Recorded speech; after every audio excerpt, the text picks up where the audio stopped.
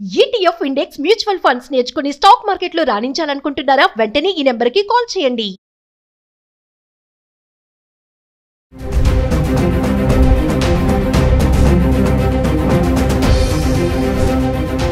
నమస్కారం, నేను మీ అడ్వకేట్ సంగీత.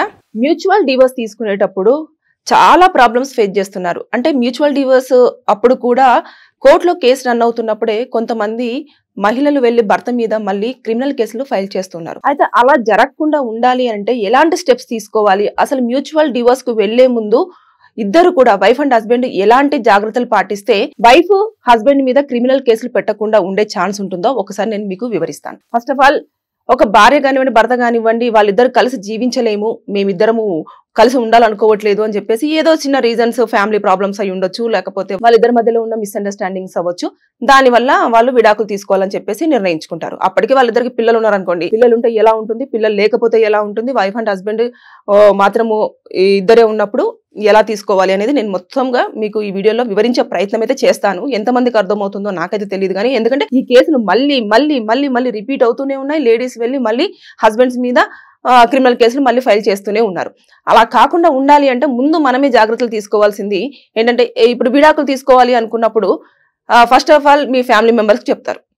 చెప్పిన తర్వాత వాళ్ళిద్దరు ఒప్పుకున్న తర్వాత, ఫ్యామిలీస్ అంతా ఒప్పుకున్న తర్వాత పెద్దలను కూర్చోబెడతారు. పెద్దలను కూర్చోబెట్టేసి పంచాయతీ తెంపుతా ఉంటారు. అంటే ఊరిలో పంచాయతీలు ఉంటాయి కదా, అవి తెంపుతా ఉంటారు. ఎలా అంటే, ఇప్పుడు అమ్మాయి తరపున ఎంత కట్నం ఇచ్చారు, ఎంత బంగారం పెట్టారు, ఏం చేశారు, మరి మీరు ఎంత ఇవ్వాలనుకుంటున్నారు అమ్మాయికి, మరి ఇన్ని రోజులు నీతో పాటు కాపురం చేసింది కదా, కాపురం చేసినందుకు ఎంత ఇవ్వాలనుకుంటున్నారు, పిల్లలు కూడా ఉన్నారు, పిల్లలకి ఏమి ఇస్తారు అని చెప్పేసి ఇవన్నీ కూడా పెద్దలు మాట్లాడతారు. మాట్లాడేసి ఒక ఒప్పందానికి వస్తారు.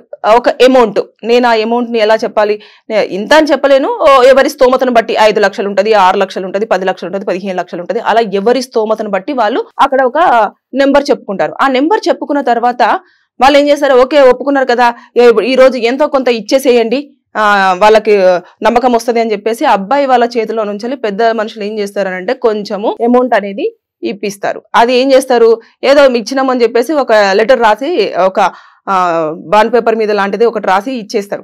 కానీ అందులో ఏమేం పాయింట్స్ పెట్టకపోవడం వల్ల క్రిమినల్ కేసులు ఫైల్ అవుతాయంటే, బేసిక్ గా ఎప్పుడైనా సరే ఒక వ్యక్తి భార్యకు డబ్బులు ఇచ్చేటప్పుడు మాత్రం అందరి సమక్షంలో, ఇలా పెద్ద మనుషుల సమక్షంలో ఇవ్వకూడదు. దయచేసి అలా చేస్తే మీరు అక్కడ ఒక్క రూపాయి కూడా ఇవ్వని కిందనే కన్సిడర్ కావడం జరుగుతుంది. మీరు ఏం చెయ్యాలి అంటే, డబ్బులు ఎప్పుడైనా సరే ఇచ్చే ముందు కంటే కూడా MOU, మెమోరాండమ్ ఆఫ్ అండర్స్టాండింగ్ అనేది ఒక లీగల్ అడ్వైజర్ని కూర్చోబెట్టేసుకొని అందులో పాయింట్స్ అన్ని కూడా రాసుకోవాలి.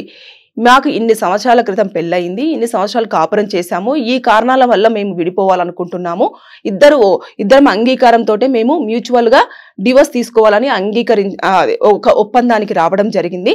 ఈ నేపథ్యంలో మేము అబ్బాయి తరపు నుంచి మేము ఇంత డబ్బులు అమ్మాయికి ఇవ్వాలనుకుంటున్నాము, అది కూడా 2 దఫాలుగా ఇస్తాము, 1 దఫాగా ఇస్తాము అనేది కూడా అక్కడ మెన్షన్ చేసుకోవాలి. అది ఎలా ఇస్తారు అనేది కూడా మీరు మెన్షన్ చేసుకోవాలి.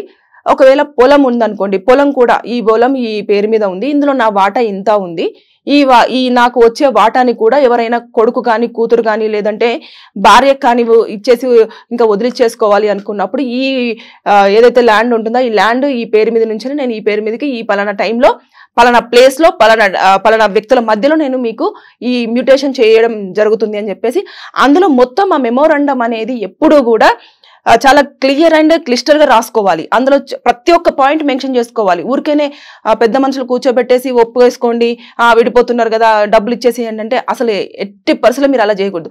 ఎప్పుడైతే డివోర్స్ కి వెళ్తారో మ్యూచువల్ గా, అప్పుడు మీరు ఇప్పుడు ఈ MOU రాసుకుంటారు కదా, ఈ MOUను కూడా కోర్టులో సబ్మిట్ చేస్తారు. ఇదే ప్రైమరీ ఎవిడెన్స్ ఉంటుంది, అంటే మీరు ఎలాంటి ఒప్పందానికి వచ్చారు, ఏం చేశారని. ఇకపోతే అక్కడికి వచ్చిన తర్వాత మీరు అమౌంట్ ఇవ్వాల్సి ఉంటుంది. అమ్మాయికి ఎంత అమౌంట్ మాట్లాడుకున్నారు, ఏమి ఇవ్వాలనుకుంటున్నారు అనేది అందులో మెన్షన్ చేశారు కదా. అప్పుడు క్యాష్ రూపేనా బయట ఇచ్చారంటే వాళ్ళు ఇవ్వలేరని చెప్పేస్తారు. ఎలాంటి ప్రూఫ్ ఉంటుంది, క్యాష్ ఇచ్చినా చెక్ ఇచ్చినా సరే ఎట్టి పరిస్థితుల్లో అది మీరు ఇవ్వని కిందనే కన్సిడర్ అవుతుంది. సో మీరు ఎప్పుడు కూడా ఆ అమ్మాయి పేరు మీద DD తీసి జడ్జి గారి ముందే అంటే ముందు తీసుకొని వాళ్ళకి ఇచ్చేసి అది రాసుకోవాలి. అక్కడ కూడా నేను ఇంత పలానా అమౌంట్ లో ఒక మెమోరాండం రాసుకున్నారు కదా మీరు, అంటే పెద్దల సమక్షంలో ఒక లీగల్ అడ్వైజర్ దగ్గర, అది నేపథ్యంలో మీరు దాదాపుగా ఒక 15 లక్షలు రాసుకున్నారు అనుకోండి. 15 లక్షల్లో ఇప్పుడు ఎంత ఇస్తున్నారు, ఒక 5 లక్షల వరకు ఇస్తున్నారంటే 5 లక్షలకు సంబంధించిన DD అనేది పలానా అమ్మాయి పేరు మీద ఇవ్వడం జరుగుతుంది, మిగతా అమౌంట్ నేను ఆర్డర్ పాస్ అయినప్పుడు ఇస్తాను, డివోర్స్ ఆర్డర్ ఎప్పుడైతే పాస్ అవుతుందో నేను అప్పుడు మొత్తం క్లియర్ గా చేసుకుంటాను అని చెప్పేసి అందులో మెన్షన్ చేసి మళ్ళీ ఒక ఎంఓయూ అనేది సబ్మిట్ చేస్తారు. అంటే మిగతా అమౌంట్ ముట్టాలి, ఇంత సగం అమౌంట్ ముట్టింది అని చెప్పేసి. సో అలా కాకుండా ముందుగానే మీరు కనుక మొత్తం బయటనే క్లియర్ చేసుకొని రావాలి అనుకున్నప్పుడు మాత్రం ఎవ్రీథింగ్ డన్, లీగల్ అడ్వైజర్ మధ్యలోనే కూర్చొని మీరు అన్ని రాసుకోవాలి. ఏమేమి ఇచ్చారు, ఏంటి ఇచ్చారు, ఎన్ని తులాల బంగారం ఆ అమ్మాయి పెట్టడం జరిగింది, అవన్నీ రిటర్న్ చేశారు, ఎవ్రీథింగ్ విత్ ప్రూఫ్స్ తో సహా మీరు పెట్టుకొని దాన్ని కోర్టులో సబ్మిట్ చేయాల్సి ఉంటుంది. కొంతమంది అమ్మాయిలు ఏం చేస్తారు అని అంటే డీడీ మాత్రం కంపల్సరీ తీసుకొని కోర్టులో ఇచ్చేస్తే జడ్జి పిలుస్తారు. పిలిచి అమ్మాయి ఇతని దగ్గర నుంచి నీకు డబ్బులు అందినాయా అంటే అందాయి, ఎంత అందాయి, ఇంత అందాయి, ఆవిడ దగ్గర నుంచి జడ్జి గారు కన్ఫర్మేషన్ తీసుకుంటారు. తీసుకున్న తర్వాత ఓకే అంతా ఓకే కదా అని చెప్పేసి అనుకున్నప్పుడే అప్పుడు ఏదైతే డివోర్స్ ఉంటుందో ఆర్డర్స్ పాస్ చేయడం జరుగుతుంది. ఒక హియరింగ్ తర్వాత నెక్స్ట్ మీకు ఆర్డర్స్ అనేవి మీ డివోర్స్ ఆర్డర్ అనేది రావడం జరుగుతుంది. కానీ చాలా మంది చేసే మిస్టేక్ ఏంటంటే ఎలాంటి ప్రూఫ్ లేకుండా ఆవేశంలో ఇదిగో నీ డబ్బులు నీకు పడేస్తున్నాను, తీసుకో, నాకు విడాకులు ఇచ్చేసే అని చెప్పేసి అంటారు. మీరు మనీ రూపైన డబ్బులు ఇచ్చినప్పుడు అది ఎలాంటి ప్రూఫ్ ఉండదు కాబట్టి ఆవిడ డబ్బులు తీసుకొని ఏమంటది, నాకు ఒక్క రూపాయి కూడా అందలేదు, నేను ఒక్క రూపాయి కూడా నా భర్త నుంచి పొందలేదు, నాకు ఇన్ని డబ్బులు కావాలి అని చెప్పేసి చెప్పడం జరుగుతుంది. సో ఇది చాలా నష్టం. వెళ్ళేసి మళ్ళీ పోలీస్ స్టేషన్ లో ఏం చేస్తుంది, ఇప్పుడున్న బిఎన్ఎస్ సెక్షన్ 85 ప్రకారంగా కేసు ఫైల్ చేస్తుంది. ఇప్పుడున్న బిఎన్ఎస్ 85 ప్రకారం గైడ్ లైన్స్ రాలేదు, ఇది కాంప్రమైజ్ అయ్యే కేసు అని చెప్పేసి కాంప్రమైజ్ కు పర్మిషన్ లేదు. అందుకని జడ్జి గారు ఏం చేస్తారు, ఇది కాంప్రమైజ్ కాదు అని చెప్పేసి చాలా క్లియర్ గా చెప్పేస్తారు. లోకల్ కోర్టులో అన్నిట్లలో కూడా అదే నడుస్తుంది. కాంప్రమైజ్ అవుతాము అని చెప్పేసి అనుకున్నా కూడా ఇప్పుడు ఆవేశంగా వస్తారు, డివోర్స్ అని వేస్తారు. వేసిన తర్వాత నెక్స్ట్ ఏం వెళ్తారు, వీళ్ళు మేము అన్న అమౌంట్ ఇవ్వలేదు, నాకు ఇంకా ఎక్కువ అమౌంట్ కావాలని చెప్పేసి వీళ్ళ మీద క్రిమినల్ కేసులు ఫైల్ చేసినప్పుడు అది 85 కింద కన్సిడర్ అవుతుంది కదా. డిస్ట్రిక్ట్ కోర్ట్స్కి రాగానే ఏం చేస్తున్నారు, లేదండి ఇది మాకు ఎలాంటి గైడ్ లైన్స్ రాలేదు కాబట్టి ఇద్దరు బోత్ పార్టీస్ ఒప్పుకున్నప్పటికీ కూడా ఇది కాంప్రమైజ్ కిందికి రాదు అని చెప్పేసి చాలా క్లియర్ గా చెప్పేస్తున్నారు. అందుకోసమని మీరు ఎప్పుడైనా సరే వైఫ్ ను వదిలించుకోవాలనుకున్నప్పుడు లేదంటే హస్బెండ్ తో దూరంగా ఉండాలనుకున్నప్పుడు మీరు ఎంఓయూ రాసుకొని చాలా క్లియర్ గా పాయింట్ టు పాయింట్ రాసుకోవాలి. రాసుకున్నప్పుడు అడ్వకేట్ గారి సిగ్నేచర్ తీసుకోండి, అక్కడున్న ఎవరైతే సాక్షులు ఉంటారో ఆ సాక్షుల సంతకాలు తీసుకోండి. Both parties wife and husband ఇద్దరు కూడా అక్కడ సంతకం చేసేసి ఆ ఎంఓయూను మీ దగ్గర పెట్టేసుకొని డివోర్స్ కు వెళ్ళినప్పుడు దాన్ని కూడా మీ డివోర్స్ డ్రాఫ్ట్ తో పాటు దీన్ని కూడా ఎంఓయూను సబ్మిట్ చేయాల్సి ఉంటుంది. ఇక పిల్లల విషయానికి వస్తే చాలా మంది ఏం చేస్తారంటే పిల్లలు ఉన్నారు కదా, ఎవరి దగ్గర ఉండాలి, ఎవరు బాధ్యత తీసుకుంటారు అనుకున్నప్పుడు ఒక ఏజ్ వచ్చేంత వరకు కూడా తల్లి దగ్గరనే ఉంటారు. అప్పుడు తండ్రి ఏం చేస్తారు అని అంటే నేను ఎవ్రీ మంత్ ఇంత అమౌంట్ నేను పిల్లోడి పేరు మీద పంపించేస్తాను అని చెప్పేసి చెప్పడం జరుగుతుంది. సో అలా కాకుండా ఇంకా మొత్తం పూర్తి స్థాయిలో నాకు ఇంకా బాబు వద్దు లేదంటే పాప వద్దు, నేను ఇంకా అటువైపు వెళ్ళదలుచుకోవట్లేదు అనుకున్నప్పుడు సెటిల్మెంట్ చేసేసుకోండి. ఎలా అంటే పాపమ్మను కానివ్వండి బాబును కానీ మీరే తీసేసుకోండి, నేను వారి పేరు మీద ఇంత ఎఫ్డి చేస్తాను, ఆ ఎఫ్డికి ఎవరు గార్డియన్ ఉండాలి అనేది కూడా డిసైడ్ చేస్తారు. మీరు మాట్లాడుకోండి, తండ్రి తల్లి ఇద్దరు ఉన్న తర్వాత ఎప్పుడైతే అతనికి 18 years వస్తాయో అప్పుడు అది అతని పేరు మీదకి కన్వర్ట్ అయ్యేలాగా చూస్తారన్నట్టు.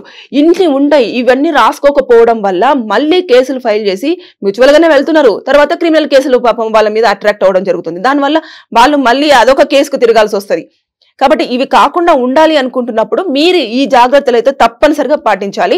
కొంతమంది ఎవ్రీ మంత్ ఇస్తానంటారు. ఎవ్రీ మంత్ కంటే కూడా యాజ్ ఏ అడ్వకేట్ గా నేను చెప్పేది ఏంటంటే కంపల్సరీ మీరు 1 time సెటిల్మెంటే చేసేసుకోండి, ఒకేసారి చేసేసుకోండి. తర్వాత కొంతమందికి ఇంకొక డౌట్ కూడా వస్తుంది, డివోర్స్ అయిపోయిన తర్వాత మళ్ళీ భార్య పిల్లోడి కోసమో లేకపోతే ఆవిడ కోసమో నాకు డబ్బులు కావాలి, నాకు తను ఇచ్చిన డబ్బులు సరిపోవట్లేదు, నాకు పోషణ చాలా కష్టం అవుతుంది అని చెప్పేసి మళ్ళీ వచ్చి కేసులు ఫైల్ చేయడానికి ఆస్కారం ఉంటుందంటే అసలు ఉండదు. డివోర్స్ అయిపోయిన తర్వాత ఈ బోత్ పార్టీస్ కి వైఫ్ కానివ్వండి హస్బెండ్ కి కానివ్వండి ఎలాంటి సంబంధం ఉండదు. పిల్లోడి పేరు మీద మీరు పూర్తి స్థాయిలో ఎంతో కొంత డబ్బులు ఫిక్స్ చేసి ఇంకా నాకు పిల్లోడితో ఎలాంటి సంబంధం లేదు అనేది కూడా కోర్టులో మీరు సబ్మిట్ చేయాల్సి ఉంటది.